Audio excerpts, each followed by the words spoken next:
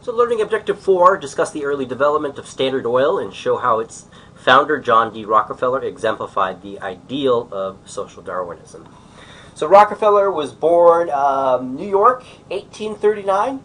Came from a family with a Puritan Baptist background, so they had that Puritan Protestant work ethic going very strong in the family, and was taught that wealth came as a result of God's will. Again, God helps those who help themselves. At age 20, this very young, enterprising man, Rockefeller, went into partnership with an Englishman named M.B. Clark. The two were wholesalers of grain, hay, and meat in Cleveland, and during the Civil War, the business flourished. Before the war ended, Rockefeller had accumulated a personal fortune of nearly $50,000, which would be the equivalent of almost $1 million. So 20 years old, he's got a lot of cash in his back pocket. So in 1863, Rockefeller dissolved his partnership with Clark and set upon oil refinery with a guy named Sam Andrews, an experienced oil refinery technologist.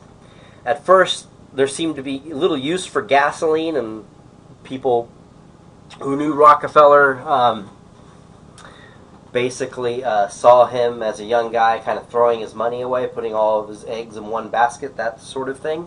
But as we all know, oil would become the lifeblood of the economy, so Rockefeller would become the richest man on the planet within a short amount of time. So what he was using this for was not for the internal combustion engine, but mainly for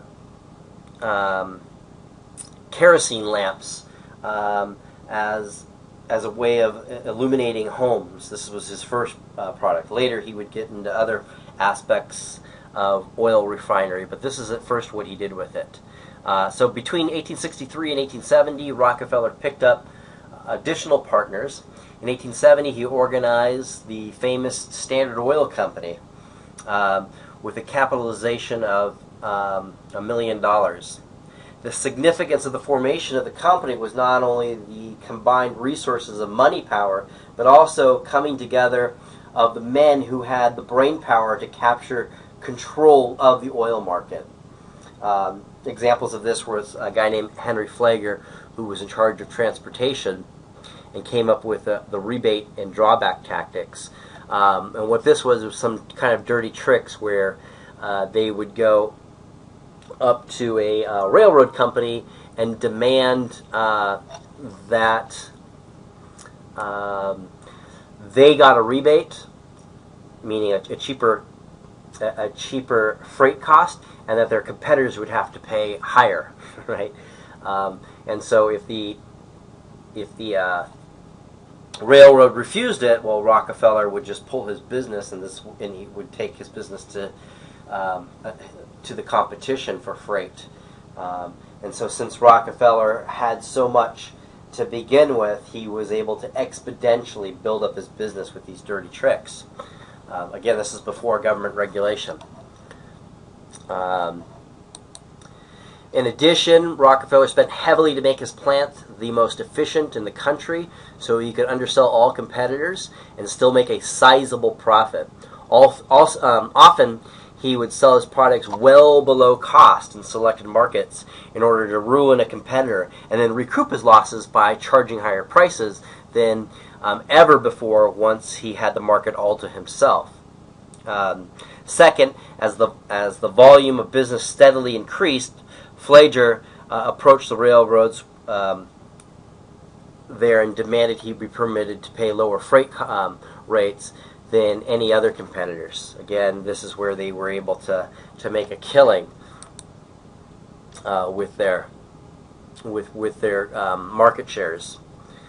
By these means, and with the introduction of Phase 3, the creation of South Improvement Company, the Standard Oil Company almost eliminated all competition in Cleveland and gained control of about 20% of the refinery facilities of the country. Much of Rockefeller's success was based on his determination to pay nobody a profit.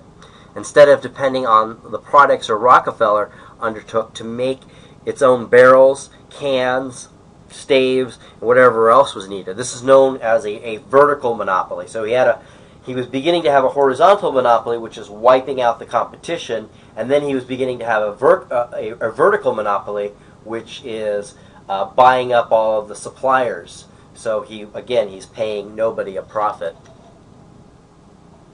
All right, to conclude this lecture series, you want to make sure that you're looking at Learning Objective 3, looking at these 3 clips here from the corporation to respond to this particular learning objective, discuss how the federal government empowered corporations with the 14th Amendment.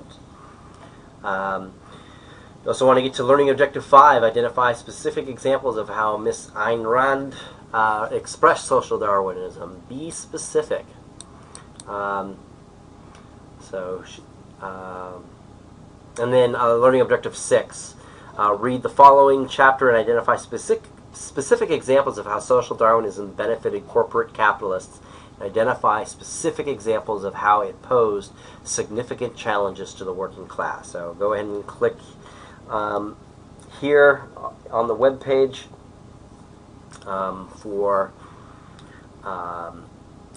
to respond to this particular learning objective, Learning Objective 6. This is the assigned reading. Keep in mind, for the next chapter on the labor movement, you will also have to read this. So it won't be so bad. You won't have 3 whole chapters next week. You've already read this. So for next week's chapter, keep in mind you'll have to read this again. So don't throw your notes away on this, in other words. All right, take care. I'll talk to you guys later. Let me know if you have any questions.